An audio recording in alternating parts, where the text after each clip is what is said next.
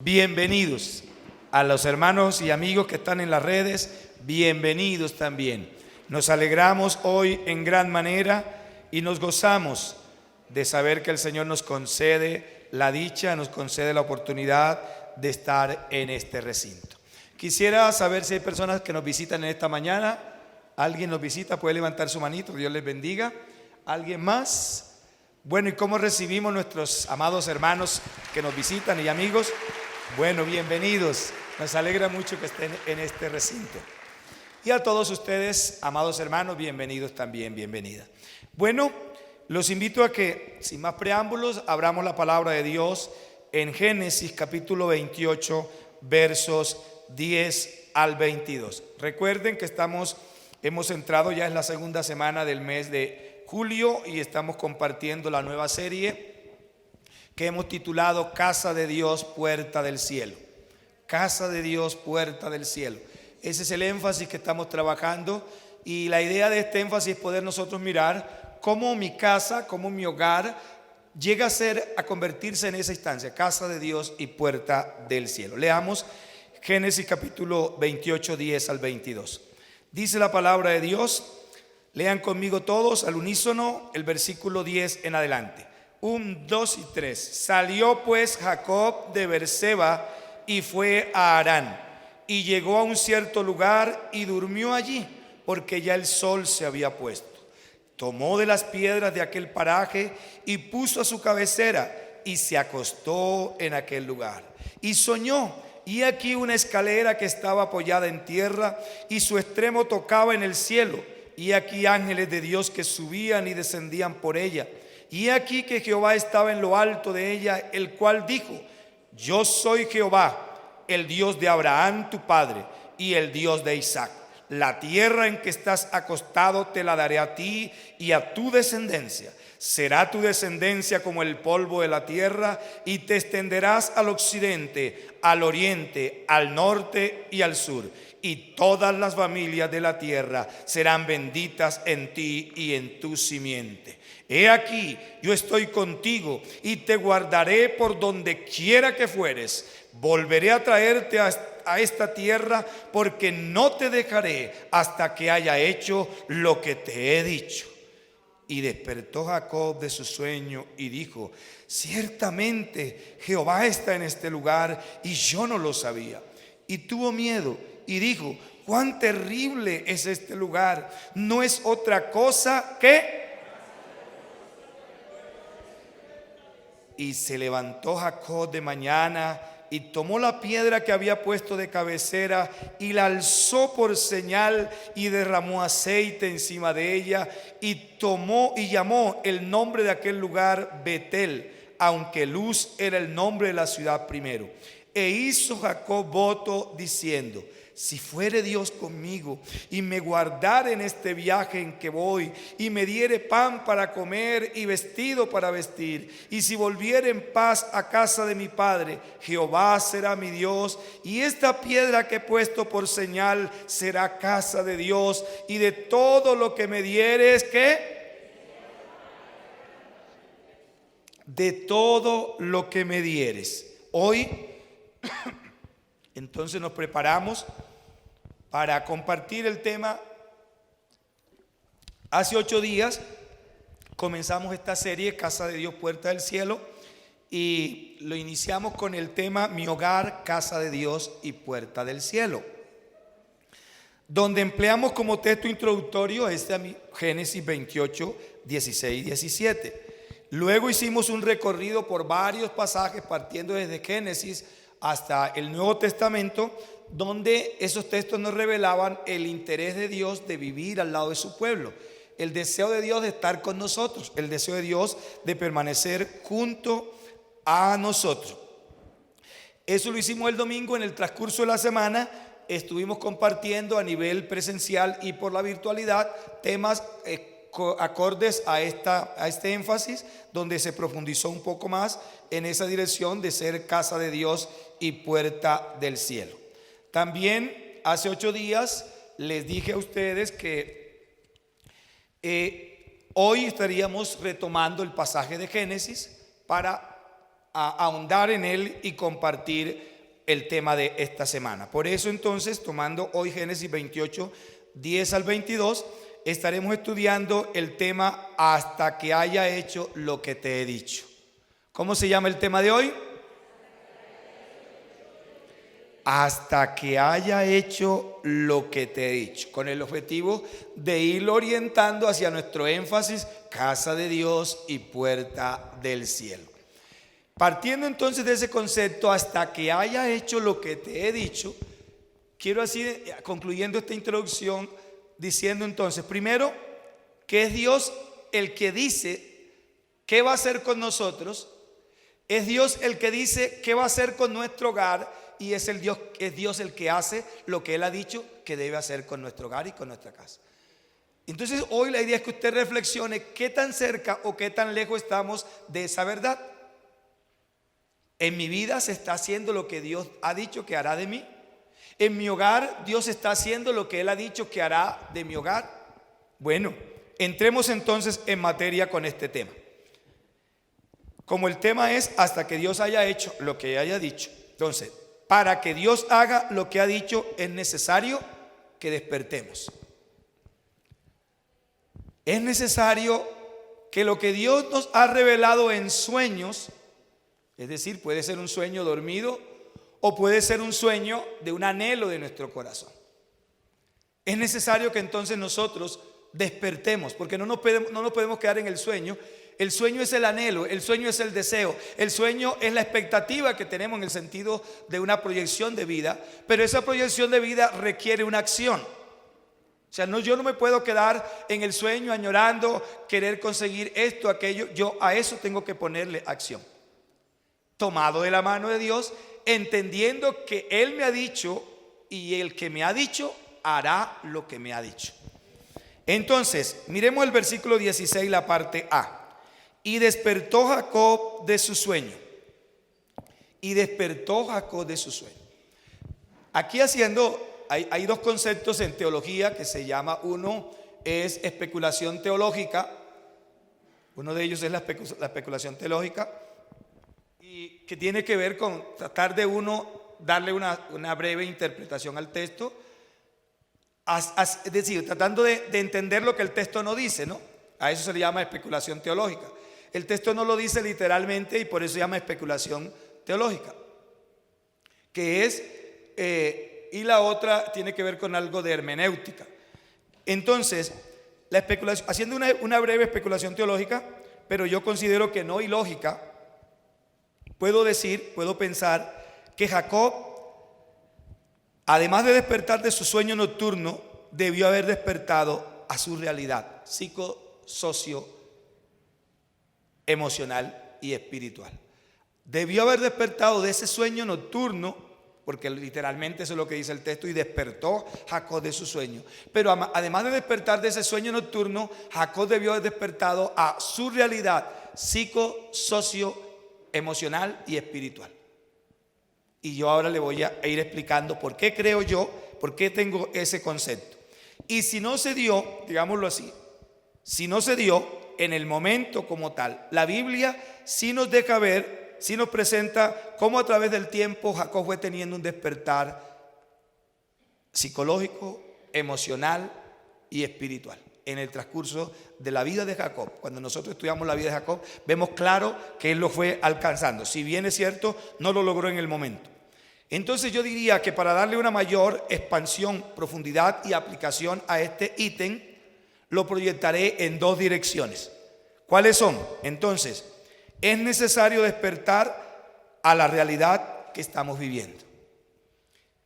Es necesario que nosotros, usted y yo, despierte a la realidad que está viviendo. Es decir, a lo que dije, a la realidad psico-socio-emocional. Realidad psico-socio-emocional, que tiene que ver cómo entender mi realidad psicológica, cómo entender mi realidad emocional y cómo entender mi realidad social. O sea, cómo estoy yo en esas tres dimensiones, en lo psicológico, en lo emocional y en lo espiritual. Esas tres instancias me llevarán a reaccionar como estoy yo en mi familia, en mi hogar, con mis vecinos, con mis amigos, porque es lo social, pero también lo psicológico y lo emocional tiene que ver con entender mi propia realidad interna. ¿Cómo estoy yo en mi realidad interna? ¿Cómo estoy yo viviendo esa vida interior? Jacob era un hombre cuya historia nos registra la Biblia, que anheló la bendición de Dios. ¿Qué anhelaba Jacob? Y yo así, a grosso modo, solamente para que usted tome estos daticos, se los voy a dejar plasmado, ¿no? Jacob deseó la bendición aún antes de nacer. Miremos. Dice Génesis 25, 21 al 22. Dice, recuerden que la mamá de Jacob, que se llamaba Rebeca no podía quedar embarazada. Llevaban 20 años de matrimonio y no había quedado embarazada. Ya para ese tiempo Isaac tenía 59 años y su esposa no podía quedar embarazada. Y dice entonces Génesis 25, 21: y lloró Isaac a Jehová por su mujer, que era estéril. ¿Qué era esta mujer? Estéril. Y lo aceptó Jehová, y concibió Rebeca su mujer. Y escúchale esta parte conmigo. Y los hijos que luchaban dentro de ella.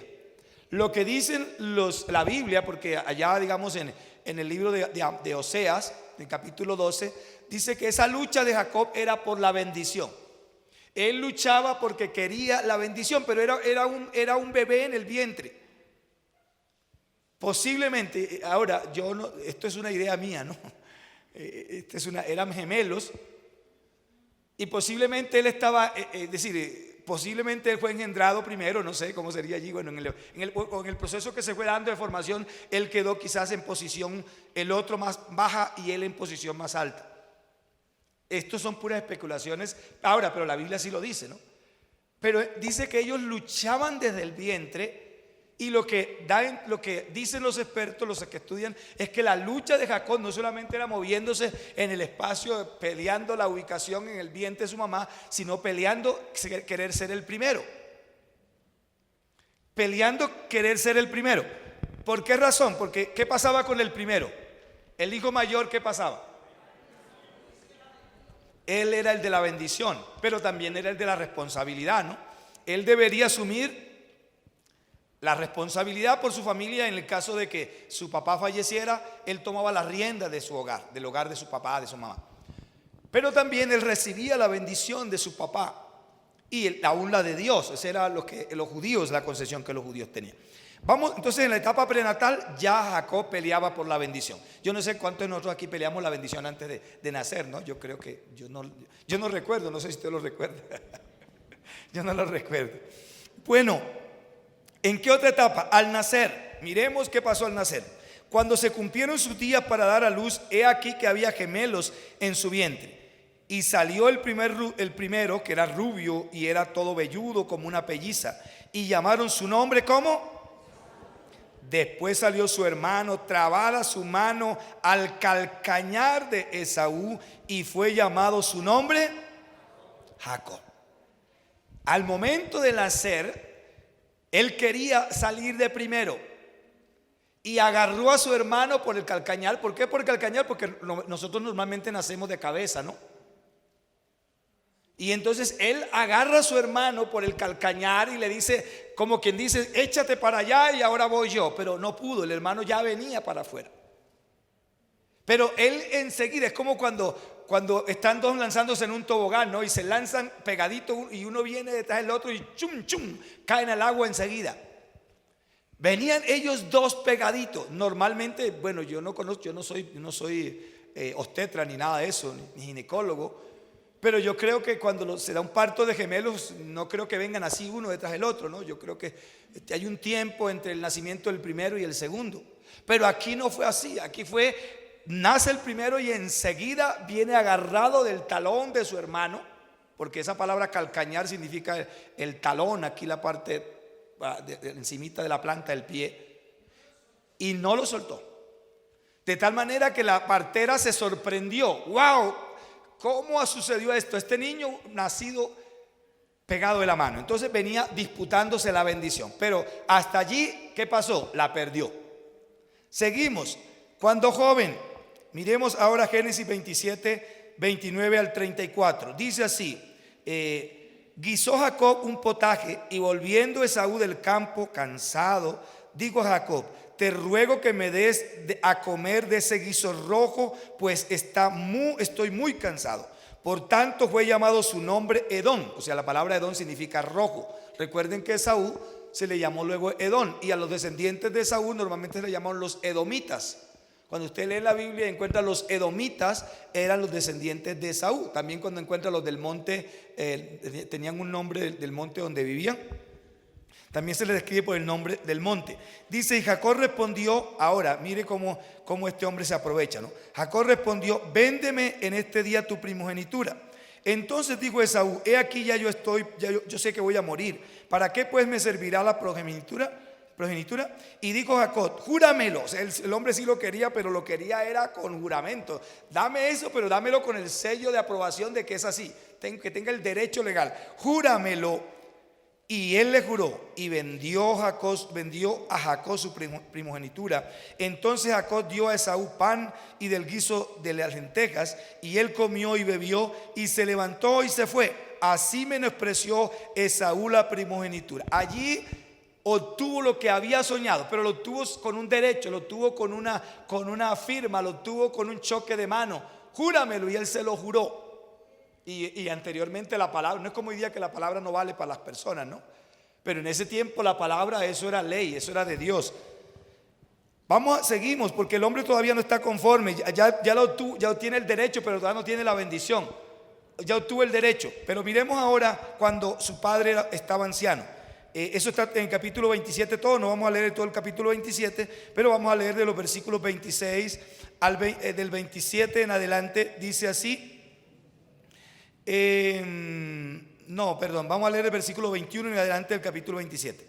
E Isaac dijo a Jacob: acércate ahora y te palparé, hijo mío. Ya él estaba cieguito, el viejito ya estaba muy cieguito y no veía, el abuelito. Dice: acércate a mí, hijo mío, por si eres mi hijo Esaú o no lo eres.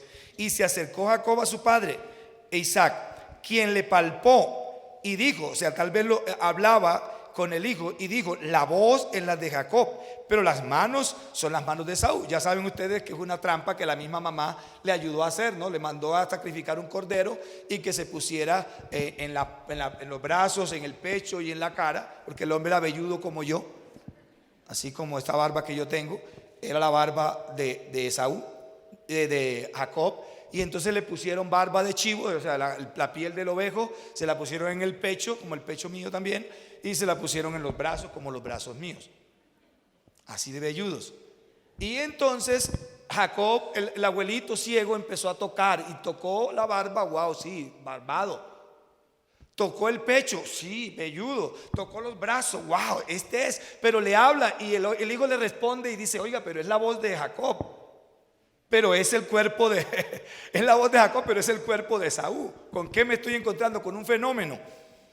Entonces, allí dice luego el versículo 23: y no le conoció, porque sus manos eran vellosas como las manos de Esaú, y le bendijo. ¿Qué hizo entonces? ¿Qué quería Jacob? Ya había obtenido la bendición del derecho legal, ahora obtiene la bendición por su padre. Dice luego: y dijo, ¿cómo fue la bendición? Eres tú. Ahora no, él le pregunta, el abuelito está todavía desconfiado, no cree todavía. ¿Eres tú, hijo mío? ¿Eres tú mi hijo Esaú? Y Jacob respondió: yo soy. El hombre con razón se llamaba Jacob, ¿no? Engañador. Dijo también: acércamela y comeré de la casa de mi hijo, para que yo te bendiga. Y Jacob se le acercó a Isaac, comió, le trajo también vino y bebió. Y le dijo Isaac a su padre: acércate ahora y bésame. Ya le acercó la comida, ahora le dice: acércate tú y bésame, hijo mío. Y Jacob se acercó y besó a su padre, y olió. O sea, el hombre todavía quería con más evidencia. Y recuerden que la mamá tomó una ropa quizás sucia de Isaac, de Esaú, y vistió a Jacob con la ropa de su hermano, para que el papá percibiera el olor de su otro hijo. La mamá también en una trama tremendísima. Entonces dice: y olió, dice: Jacob se acercó y le besó, y a Jacob, y olió Isaac el olor de su vestido y le bendijo. Otra vez, ahora sí le va a ratificar la bendición y le dijo: mira el olor de mi hijo como el olor del campo que Jehová ha bendecido. Es decir, entonces va a declarar la bendición. Entonces le dice: Dios te dé el rocío del cielo. Es decir, el Padre lo bendice con las bendiciones del cielo y con las bendiciones de la tierra en abundancia. Dice: y de las grosuras de la tierra, abundancia de trigo y de mosto. Ahora le da una bendición de gobierno. Sírvante en pueblos y naciones se inclinen a ti. Le sigue dando esa bendición de mayordomía, de señorío. Sé señor de tus hermanos, y se inclinen a ti los hijos de tu madre. Malditos los que te maldijeren y benditos los que te bendijeren. Le da la bendición de Abraham, porque esa fue la bendición con que Dios bendijo a Abraham. Ahora Jacob es portador de la bendición. La obtuvo digamos, aprovechándose la necesidad de su hermano. La obtuvo aprovechándose de la ceguera de su padre y de la intencionalidad mala de su madre. Obtiene la bendición. Yo hoy quiero, desde aquí en adelante, quiero que empecemos a pensar, o vayamos pensando en nosotros. Entonces, hoy yo hago esta reflexión, tal vez conmigo mismo, pero quizás con usted. Ahora Jacob es portador de la bendición que tanto anheló. Pero, ¿por qué medio la obtuvo? Por un medio ilegal, por engaño, por aprovechamiento. Yo te pregunto hoy, las bendiciones que tú tienes de Dios, ¿por qué medio las has, o lo que tú crees que es de Dios? No. Las cosas que tú has logrado, ¿por qué medio los has logrado? Esa casa que tanto soñaste, ¿por qué medio la lograste? Ese carro que tanto soñaste, ¿por qué medio lo lograste? Ese estudio, esa carrera, ¿por qué medio lo lograste? Sigo. Es necesario que ahora Jacob despierte a su realidad. Deseé la bendición, añoré la bendición, la tengo, alcanzó su deseo, pero ahora ¿qué pasa? ¿Qué dijo su hermano que haría con él? Ahora está bajo amenaza de muerte. Ahora tiene que abandonar su hogar, tiene que abandonar su familia, ahora su hermano es su enemigo. Lo considera, imagínense, antes jugaban juntos, antes compartían, antes dialogaban, antes sonreían, pero ahora su hermano es su enemigo. Yo no sé cuántos venimos de hogares donde hay enemistad entre los hermanos, donde el hermano no se habla con el otro hermano, y muchas veces por asuntos de herencia. Las herencias son motivo de conflicto y de peleas entre los hermanos. Y yo no sé, aquí en esta mañana, que nos escuchan a través de los medios virtuales, están viviendo un conflicto en la familia. Hay familias que se han matado el uno al otro por una herencia, por un problema, por un conflicto. ¿De qué me sirve a mí obtener una bendición para generar un conflicto, para traer una pelea? Y hay algunos que con artimaña obtienen la bendición, obtienen el recurso. Hay algunos que se aprovechan de su papá y lo llevan a firmar, ya cuando está cieguito, cuando está enfermito, lo llevan a firmar con tal de quedarse con la propiedad. Y no sé cuántos en este lugar, de los que están aquí, de los que están mirando y los que seguirán viendo el programa a través de los medios virtuales, hoy comprenderán qué pasó con mi bendición. Yo sigo mirando acá. Él entonces, ahora su hermano es su enemigo.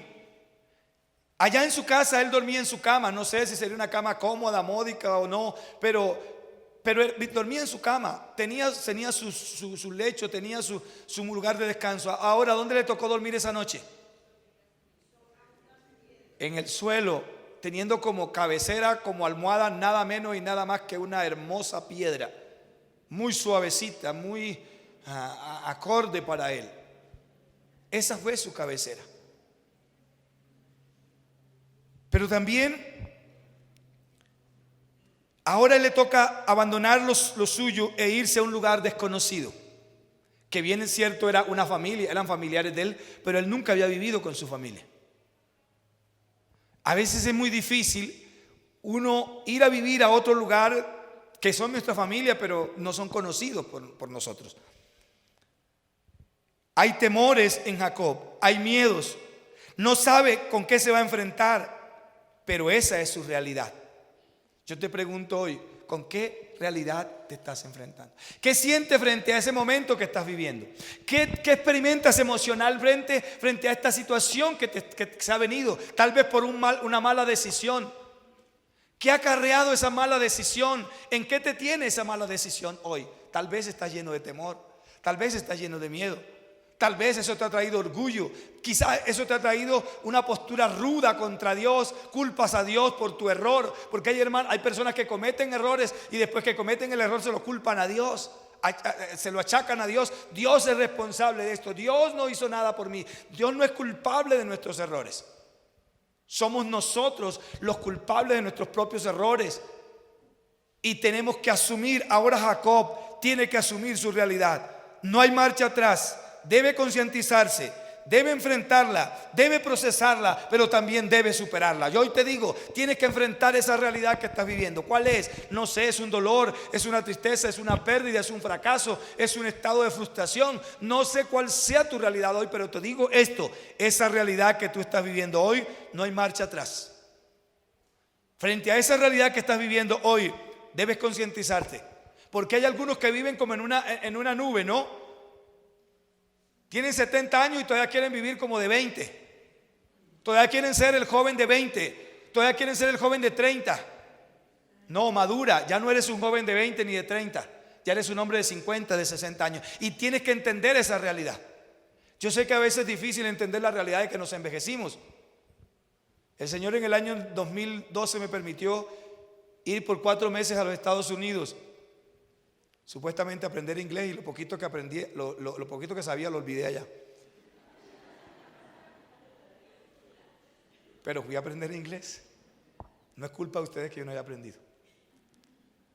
Y en los últimos días, cuando ya estábamos para terminar, nos daba clase una profesora que era 100% digamos americana y nos hablaba siempre en inglés. Yo quedaba más perdido que un pollito criado de pato. Y teníamos una profesora de Puerto Rico que hablaba las dos lenguas. Y entonces pues ella se condolía de mí, pues a veces me hablaba en español pues para que yo le entendiera, porque quedaba más perdido.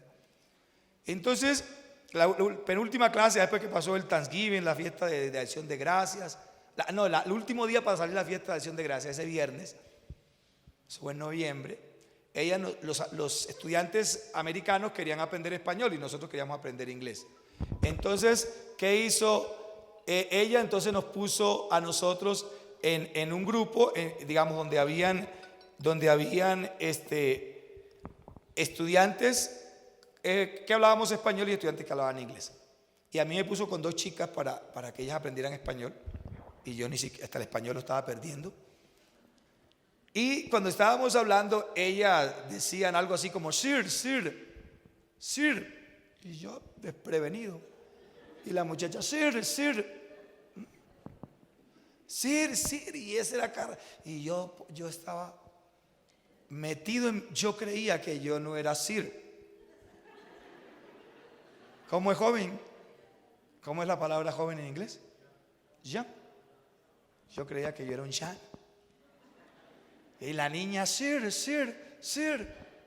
Esa palabra se me grabó pues porque me señalaban, sir. Wow, cuando yo le dije, ¿me? Yeah, you. Yo dije, wow, yo soy un señor. Eso hace 10 años, tenía 43 a 44 años. Yo dije, yo ese día realmente yo sentí una tristeza. Porque yo no me creía señor, yo me creía un joven. Y yo ya a mis 54 todavía no me las creo, todavía creo que soy un joven. Pero tenemos que entender que los años han pasado y que ya no somos jóvenes, que ya tenemos una edad, y como tal nuestra edad debe ir, nuestro comportamiento acorde a nuestra edad. Y hay personas que nunca maduran, que siempre viven como si fueran jóvenes. Se vuelven viejos y siguen siendo inmaduros en muchas cosas. Pero no solamente está esa, hay muchas otras realidades en las cuales no hemos aterrizado. Hay gente que la economía se le acabó y quieren seguir viviendo como ricos, pero ya no tienen la misma economía que tenían antes. Es más, algunos nunca la han tenido, pero siempre han querido vivir como ricos. Y lo poco que tienen se lo malgastan con cosas que no tienen la condición de hacerlo. Se endeudan, se meten en compromisos que no se deben meter. ¿Por qué? Porque no han entendido su realidad. Necesitan despertar y entender que esa no es la realidad que les corresponde vivir, que necesitan bajarse de la nube y colocarse en el nivel que deben estar para de allí crecer como deben crecer. Porque tampoco sería otra cosa ilógica que yo diga, pues esta es mi realidad y yo me acostumbro a vivir en ella. O sea, en el sentido de la pobreza, de la escasez. No, yo tengo que entender que esa es mi realidad, pero desde mi realidad yo debo proyectar mi vida hacia adelante. ¿De acuerdo? Mi realidad, hay gente que la realidad de ellos es que están en pobreza, en crisis, en miseria, pero no hacen nada. No hacen nada por su condición. No, esa es otra realidad a la cual hay que despertar. Es decir, yo no puedo quedarme en esta realidad. Yo tengo que avanzar, tomado de la mano con Dios, pero tengo que avanzar. Y esa es la idea, ¿no? Entonces hoy yo les hago estas preguntas para que cada uno las piense. ¿Qué promedio de tus anhelos se han cumplido hoy? De esos sueños que tú tenías desde niño. Hay algunos sueños que nunca se van a cumplir. Por ejemplo, yo cuando niño soñaba ser acordeonero, pero yo no tengo oído para la música, ni mucho menos ritmo. No sé si me vieron el día de la vigilia aquí danzando, como dancé de bueno. Decía, una pastora me puso a danzar y me dice, hay dos pastoras que en Neiva que me la tenían velada. Una cuando empecé a danzar me decía, pastor, no dance, mejor predique, no dance. Y otra me decía, usted la vergüenza de los costeños, mano. Los costeños que son tan rítmicos y usted es tan arrítmico. Entonces yo soñaba con ser acordeonero. Eso nunca se dio. Una solita vez en la vida tuve un acordeón en la mano. Ahora, posiblemente si yo hubiera estudiado, quizás algo pudiera charrasquear por ahí con el acordeón, ¿no? Porque también ese es otro problema. Hay gente que tiene sueños, pero nunca hace nada por su sueño. Nunca hace nada, nunca se preocupa. Bueno, si yo sueño con ser un acordeonero, ¿qué tenía que haber? Y una escuela de música para aprender a ver si era que se desarrollaba esa habilidad o era que realmente no había posibilidades para mí. Hay gente que quiere cantar, pero su voz es terrible, pero no hace nada por mejorarla. Posiblemente si hacen técnica vocal y eso, posiblemente mejore. No para cantar acá, pero para cantar en el baño por lo menos. ¿Qué sueños tienes tú? Una, que los has enterrado. O dos, que se han cumplido. O tres, que están allí, pero no han alcanzado ese sueño. Entonces, otra pregunta. ¿Has usado el medio correcto para lograr tus sueños? Esas cosas que tú tienes hoy, ¿ha sido correcto el medio que has usado? Otra, ¿a qué realidad te estás enfrentando? ¿Eres consciente de esa realidad? ¿Sabes cómo enfrentar esa realidad? ¿Cómo lo estás haciendo? Son preguntas para que usted, el bosquejo, la prédica, se la lleve en su mente y en su corazón y en su hoja de cuaderno para que esté analizando estos días en casa. Entonces, dijimos que eran dos cosas sobre el sueño. El segundo, es necesario despertar de la condición espiritual en que nos encontramos. Dice, vuelvo al versículo 16, despertó Jacob, pero ahora Jacob, la primera parte simplemente me quedé con despertó, pero ahora dice, Jacob despertó y dijo, ciertamente este lugar, Dios está en este lugar y yo no lo sabía. ¿Qué pasaba con Jacob? ¿Dónde estaba Dios? Estaba allí, pero ¿qué pasaba con Jacob? No lo sabía. Y la NTV, o sea, Nueva Traducción Viviente dice, ciertamente el Señor está en este lugar y yo no me había dado cuenta. Mis amados hermanos, yo quiero aquí, no sé, espero que el tiempo me alcance, porque creo que esto es de suma importancia. Porque como miramos hace 8 días, Dios quiere estar con nosotros, Dios quiere guiarnos a nosotros, Dios quiere ir, y eso no solamente fue con Israel, eso es con la iglesia también hoy. Pero la pregunta es, ¿qué tan consciente soy yo? Porque nosotros tenemos un gran problema, o nos enseñaron, nos introdujeron un gran problema, y es el famoso, la parte espiritual y la parte secular. Entonces es esa diríamos, posición bifurcada, ¿no? Esto es lo secular y esto es lo espiritual. Entonces ha creado en nosotros una mentalidad dividida también. Cuando yo estoy en lo secular, yo actúo secularmente. En mi empresa yo soy cristiano, pero grito o ultrajo, humillo porque yo estoy en lo secular. Pero acá estoy en la iglesia soy muy santo, me humillo, me consagro, Señor, aleluya. Tenemos una doble vida. Ojo con eso. Amada iglesia, los que están aquí y los que me están escuchando, eso ha dado origen a una doble vida y eso ha generado que nuestros hijos no crean en nosotros. Eso ha generado que nuestros compañeros de trabajo no crean en nosotros. Eso ha generado que nuestros vecinos no crean en nosotros. Porque como dijo un cristiano, yo sí soy cristiano, pero mi machete no. O sea que el que le tenga que dar plan, le doy plan. Ahora, eso es acá. En la iglesia yo nunca lo haría. No, jamás, Señor. Uy, qué pecado cometería yo. Pero eso es lo mismo aquí en la iglesia y es lo mismo fuera de la iglesia, mis amados hermanos. Hoy por eso tenemos un gran problema y yo quiero que usted reflexione frente a esta realidad. Usted es cristiano aquí y en la Patagonia sí lo es, verdad. Y no es cristiano ni aquí ni en la Patagonia. Y eso hace que muchas veces lo que se llama, lo que decimos el viejo hombre, salte aún aquí entre nosotros. Nos hacen algo, el hermanito fulano de tal, el pastor, el pastorcito, cuánto lo amo. Pero el día que ese pastor hace algo que no me gusta, allí sale el viejo hombre a relucir. Allí sale la vieja naturaleza. ¿Qué ha pasado? Yo quiero seguir porque para mí esto está muy interesante. Ciertamente, dice Dios está aquí, pero no me he dado cuenta. Yo quiero que por un momento pensemos. Bueno, es importante comprender, por ejemplo, ¿de dónde venía Jacob? ¿De qué familia venía? ¿De familias que no conocían a Dios? ¿De familias que conocían a Dios? Venía de familias que conocían a Dios. Su abuelo es el hombre que se llama el hombre de la fe, el padre de la fe, el hombre de los altares, su abuelo. Su padre, aunque no se destacó mucho como su abuelo de Jacob, Isaac también fue un hombre que en su vida más o menos la llevó más o menos allí. Ahora Jacob, tramposo, engañador, su vida no ha sido transformada. Entonces, por un momento pensemos en nosotros, por un momento pensemos en nuestro hogar, por un momento pensemos en la iglesia. Así como Jacob se encontró con Dios en aquel lugar y dijo, ciertamente Dios está en este lugar, pero yo no lo sabía. Ese era el gran problema de Jacob. El problema no es de Dios, el problema es de nosotros, que Dios está con nosotros, Dios quiere acompañarnos, Dios quiere guiarnos, Dios quiere acompañarnos, pero nosotros no somos conscientes de que Él está a nuestro lado. ¿Eso qué significa? Si tú no eres consciente de que yo te estoy ayudando, ¿qué va a pasar? Me vas a ignorar muchas veces. Vas a pasar por alto muchas cosas porque no te das cuenta que yo te ayudo. Si una persona no es consciente que Dios está con él, o si es consciente simplemente por tradición, porque la mayoría de nosotros somos conscientes de que Dios está con nosotros por tradición, porque me enseñaron cuando éramos de la iglesia tradicional, ¿qué hacíamos al salir?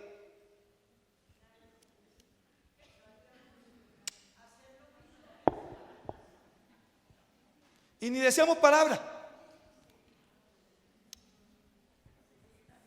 Ahora, eso no es una crítica, no, sino lo que nosotros hacíamos antes.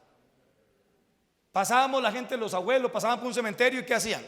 Normalmente usaban sombrero. ¿Qué hacían los abuelos?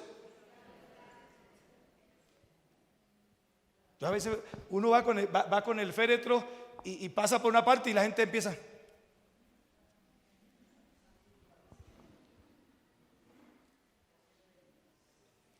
Ahora, eso supuestamente, ¿qué indica? Temor a Dios, temor a los muertos, reverencia. Pero la pregunta, ¿es eso lo que Dios demanda en su palabra? Y yo quiero, ahora nosotros ya no hacemos eso, pero ¿qué otras cosas hacemos que son incorrectas? Porque ya no hacemos eso. Pero sí hacemos otras cosas que son de igualmente incorrectas. Y que de igualmente no pasan ante el colador de Dios, ante el filtro de Dios, no pasarían tampoco. Pero creemos que somos mejores, creemos que sí, porque voy a una iglesia evangélica. Ojo, que no somos salvos por venir a una iglesia evangélica. No somos salvos por vivir en una familia cristiana. Somos salvos por tener una comunión con Dios, por vivir compenetrado en mi relación con Dios. Eso es lo que va a determinar mi nivel de salvación o no. Entonces sigo con estas preguntas. Es un momento de que pensemos en nuestro hogar, en la iglesia, en nosotros mismos. En esa pregunta, ¿no? Esa que diga, entonces pregúntese usted hoy: mi familia, mis vecinos, los que me rodean, ¿ven a Dios en mí? Jacob dice: Dios está en este lugar, pero yo no lo sabía. Y si Jacob no lo sabía, su comportamiento, ¿qué nos dice a nosotros el comportamiento de Jacob? Que el comportamiento de Jacob no era el comportamiento de un hombre que tuviera a Dios en el corazón. Aunque Dios estaba allí cerca de Jacob, pero no estaba en el corazón de Jacob. Jacob no había permitido que Dios entrara. ¿Cuántas veces, yo me pregunto, hay una comercial, ¿no?, que presentan a alguien que va a una velocidad y los ángeles de atrás corriendo, pero no se lo alcanza porque va más veloz que los ángeles? Eso es simplemente una ilustración, un cuento, ¿no? Pero la pregunta es: ¿cuántas veces Dios quiere actuar a través de ti y a través de mí y nosotros no lo dejamos actuar? ¿Cuántas veces Dios quiere ayudarte a resolver ese problema de tu matrimonio, de tu hogar, y tú culpas a tu esposo y tú culpas a tu esposa, pero el problema es tuyo, no de tu esposa, no de tu esposo? Tal vez tú eres el primero que debes evaluar tu vida y debes darle un giro y un cambio a tu vida. Porque ¿sabes cuál es el problema grande en las familias? Que el uno culpa al otro. Cuando en los hogares se culpan el uno al otro, nunca resolverán sus conflictos. Tiene que haber alguien que reconozca el de él. Si no lo reconocen, nunca van a cambiar, nunca van a modificar su estilo de vida. Hazte otra pregunta. Miren esto: ¿ven a Dios en mí? En mi relación conyugal, ¿Dios es visible? Mi pareja, mi esposa puede decir: oiga, mi esposo, verdaderamente Dios está en él. En mi esposa se dibuja Dios, se ve Dios. Mis hijos pueden decir: mi papá verdaderamente es un hombre de Dios. A veces creemos que somos hombres de Dios por lo religioso que somos, por los radicales en algunas cosas que no deberían ser radicales, pero a veces somos radicales en muchas cosas. En lo que debemos ser radical, a veces no somos radicales. Y ya con eso creemos que si le estamos dando un buen testimonio a nuestros hijos. Pero resulta que muchas veces lo que estamos es dañándolos y lo que no estamos permitiéndoles que ellos busquen de Dios. Escuchen esto: hay convicción en mí de que Dios está obrando. Hay convicción de que Dios está obrando en mí. Yo tengo convicción. Si usted hoy habla, Bernardo habla con Bernardo, Bernardo tiene la convicción de que Dios está en él. ¿Cuál es la convicción de Bernardo? Yo busco a Dios. Yo no sé si les ha pasado eso. Uno a veces se acerca a Dios y dice: Señor, yo te busco pero no te encuentro. Señor, yo te busco pero no me respondes. Señor, yo clamo a ti pero no alcanzo a sentirte. Yo no sé cuántos de nosotros, y Dios tal vez nos dirá: aquí estoy, hijo, aquí estoy, hijo. Pero a veces estamos tan embullidos en nuestros problemas que nuestros problemas no nos dejan escuchar la voz de Dios. A veces estamos tan metidos en nuestra realidad que no nos permite entender a Dios, lo que Dios quiere decirnos. Sigo.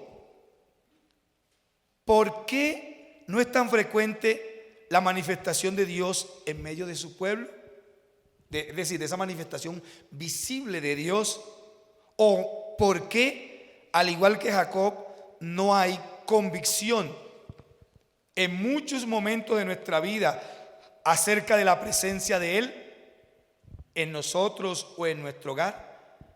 Yo pienso, reflexiono y creo que hay algunos factores que pueden incidir. Si quieres tomar nota, algunos factores. Primero, algunos creyentes no han nacido de nuevo. Dicen ser cristianos, vienen a una iglesia, pero no han nacido de nuevo. Dos,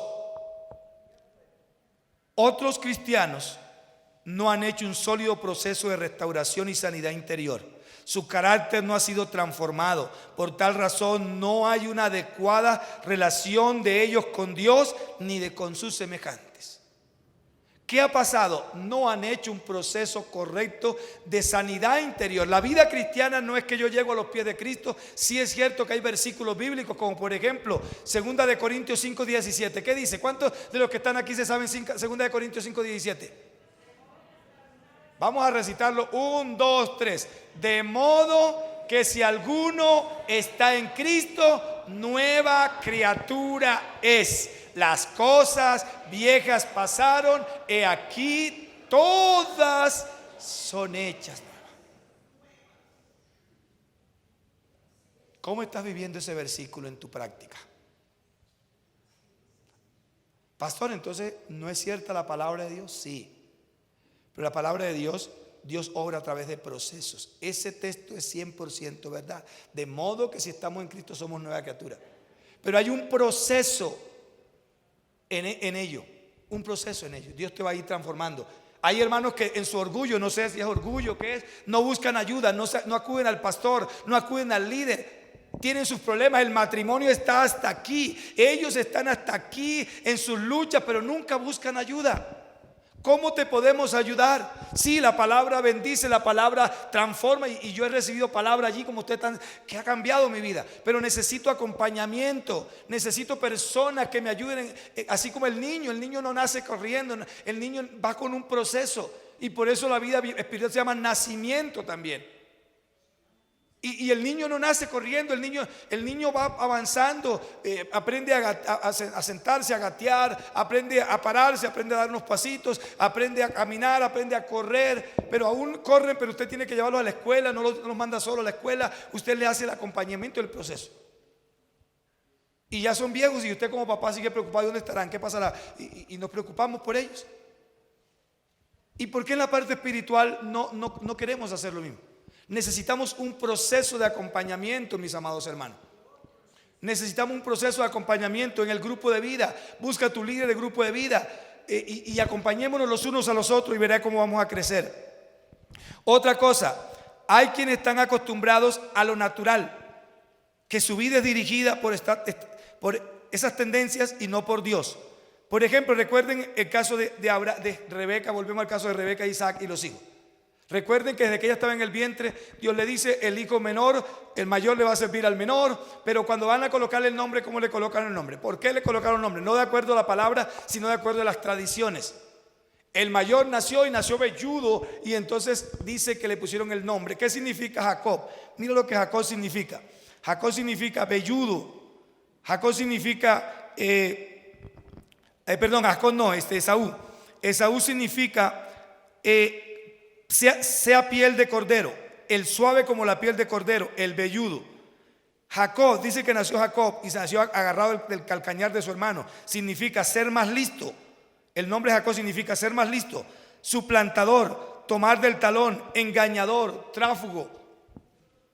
Ese fue el rótulo que le dieron sus padres, y así creció Jacob con ese rótulo. La vida de Jacob fue engañando y siendo engañado, hasta que él tuvo el encuentro con Dios. Y aún después del encuentro con Dios, sus hijos lo engañaron y mataron a los de Siquem, y le generaron un problema a Jacob. Y luego su hijo mayor lo engañó y se acostó con su madrastra, y también tuvo problemas. Pero la vida de Jacob fue cambiando en un proceso. Nosotros muchas veces nos regimos más por las costumbres de nuestros abuelos, por las costumbres de nuestros padres, que por la palabra, aunque la tenemos, y la pregunta es qué tanto la leemos. Yo quiero pasar al segundo punto ya para cerrar. En 2 minuticos, en 3 minuticos vamos a cerrar. El segundo punto es: por las manifestaciones recibidas, Jacob reconoce lo que es ese lugar. Él dice, versículo 17, tuvo miedo y dijo: cuán terrible es este lugar. No es otra cosa que ¿qué? Casa de Dios y puerta del cielo. Teniendo en cuenta esta expresión, se puede afirmar que las personas o lugares están representados por quién o qué se manifiesta en ellos. Usted está representado por quién o qué se manifiesta en su vida. Y la pregunta es: ¿qué se manifiesta en mí? ¿Qué aflora en mí? ¿El fruto del Espíritu Santo? ¿Qué dice la Biblia que es el fruto del Espíritu Santo?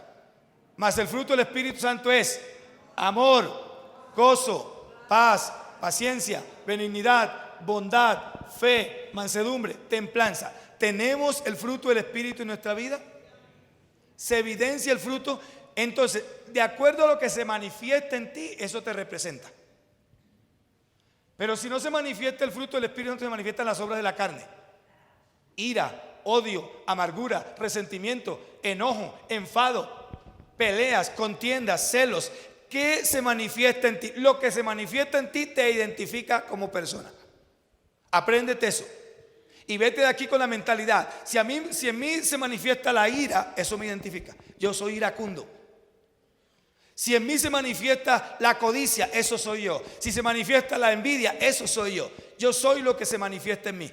Jacob, ese lugar antes de Jacob llegar, Jacob durmió allí, llegó en la tarde y era un lugar común y corriente. Pero cuando tiene la manifestación, Jacob dice: ahora este lugar no es otra cosa que casa de Dios y puerta del cielo. Y quiero cerrar con esos dos conceptos. Casa de Dios. Para que una persona o hogar sea casa de Dios, debe tener un lugar allí, Dios, en el corazón de él. Un lugar para que se manifieste. Y lo decíamos, se va a manifestar a través del fruto del Espíritu Santo. Se va a manifestar a través de las disciplinas. Una persona que dice tener a Dios debe tener las disciplinas espirituales: oración, ayuno, lectura de la palabra, meditación de la palabra. No puedes decir yo tengo a Dios en mi corazón, pero no lees la Biblia. No oras, no tienes devocionales. ¿Cómo va a estar Dios entonces en ti? También, para conocer, una cosita que se me saltó, para saber quién se manifiesta en mí, qué hay en mí, apréndete estas tres áreas que te van a evidenciar. En dos áreas: tu interior y tu exterior. En tu interior, lo que piensas y lo que sientes. En tu exterior, cómo hablas y cómo actúas. Esas dos áreas te identifican quién se manifiesta en ti. Por lo que tú piensas, por lo que tú sientes, por lo que tú hablas, cómo tú actúas. Ten en cuenta eso.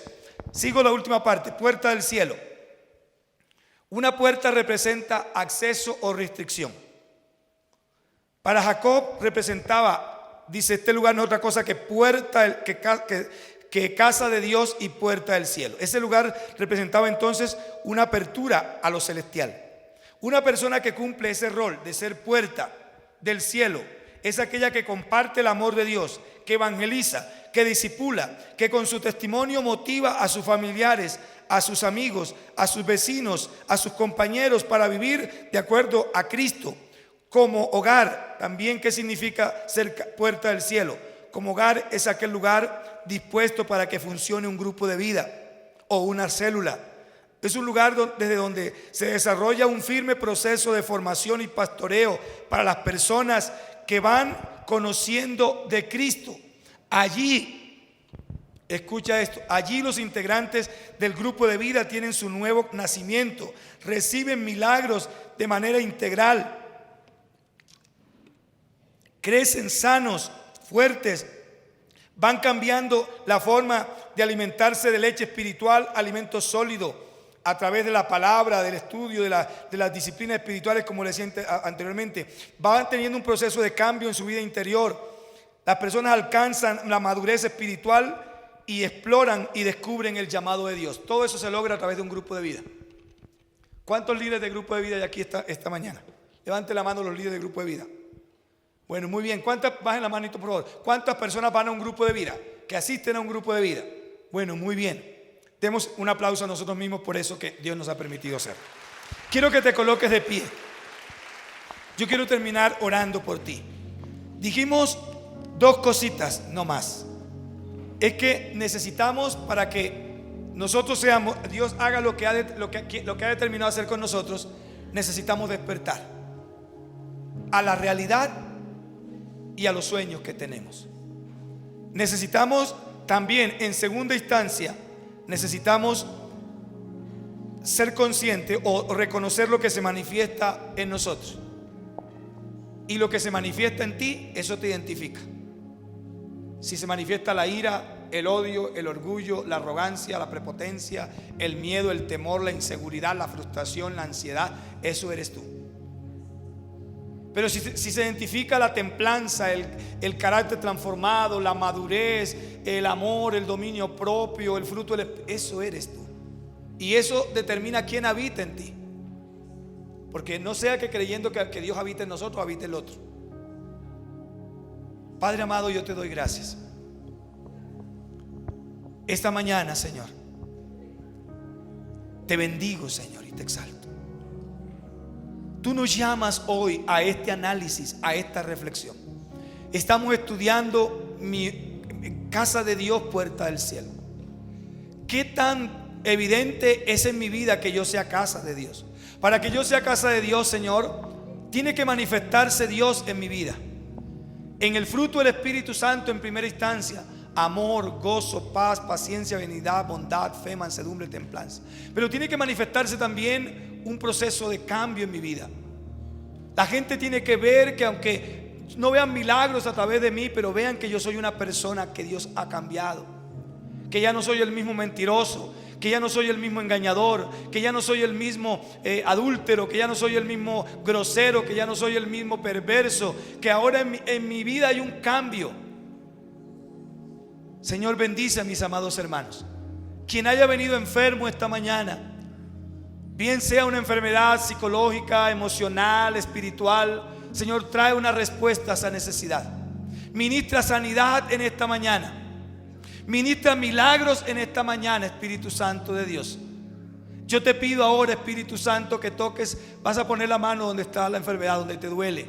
Señor, allí donde está ese dolor, allí donde está esa enfermedad, yo declaro sanidad. Porque tú dices allá en el libro de Isaías, lo mirábamos allí en el ayuno: he visto tus caminos, pero te sanaré. He visto tus caminos, pero te pastorearé. He visto tus caminos, pero te consolaré. Gracias, Jesús. Muchas gracias. Aleluya. Amén y amén. Gloria a Dios.